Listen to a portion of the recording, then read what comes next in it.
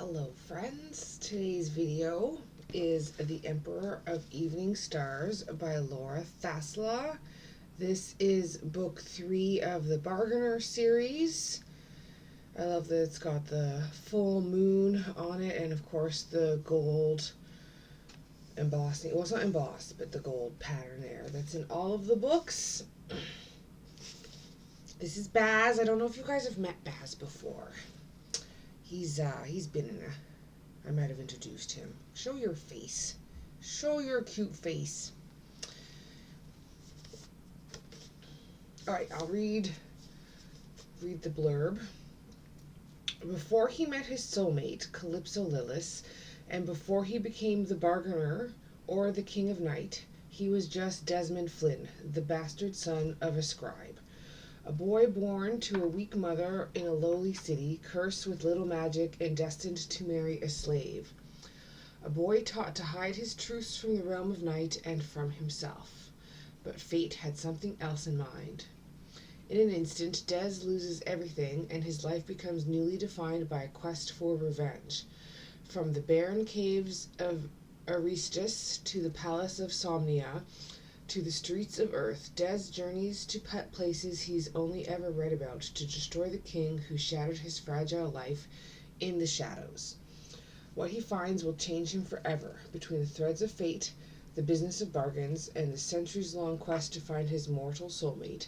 This is how a fairy who began with nothing but darkness becomes the Emperor of Evening Stars.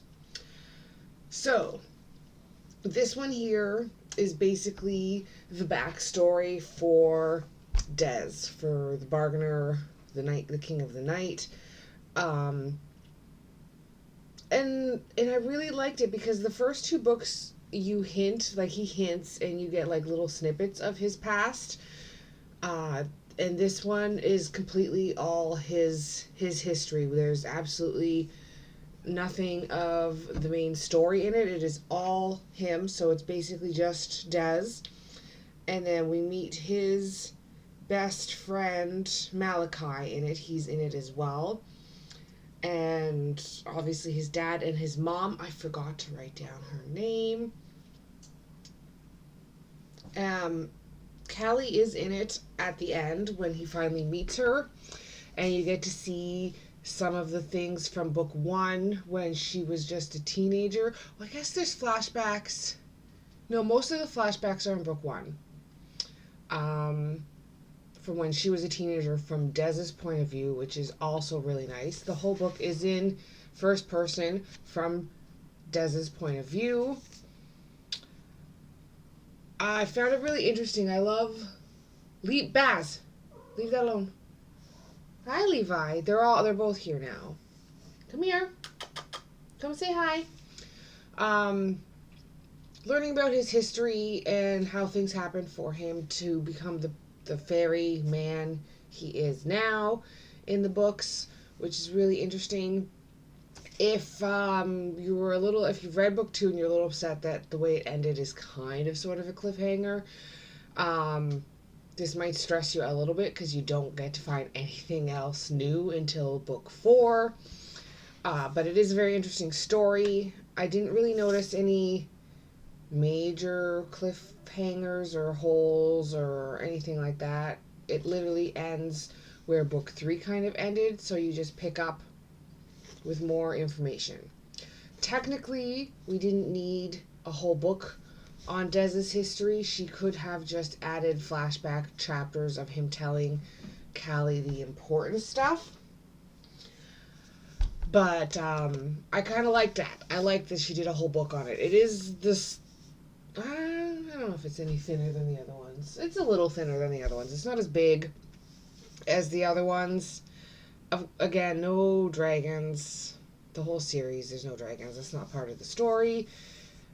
Definitely, I found it a page turner. There wasn't too many emotions per se. I mean, you feel for Des. He goes through a lot, but you're not...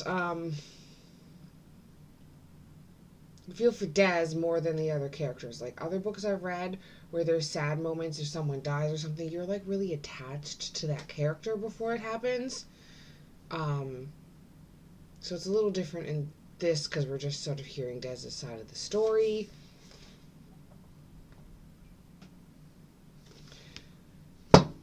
Yeah, there's not really much else to say, so I guess this video is going to be a little bit shorter than my usual videos. There's nothing wrong with that.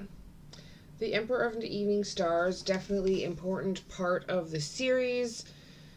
Definitely going to want to read Dez's history. I found it fascinating, and I like that she goes into so much depth with the characters and makes them feel more real and more relatable. Please don't skip it. Read it as part of the series because it helps explain a lot about Dez and some of the things that happened to him and with his father and all that stuff. And it does, parts of it get mentioned. Some of it gets mentioned in book 4, which I've already started, obviously. Anyway, check it out. Keep reading the series. Please keep watching my videos. I absolutely love you all. Thank you so much for watching. Please like and subscribe, and I will see you in the next video.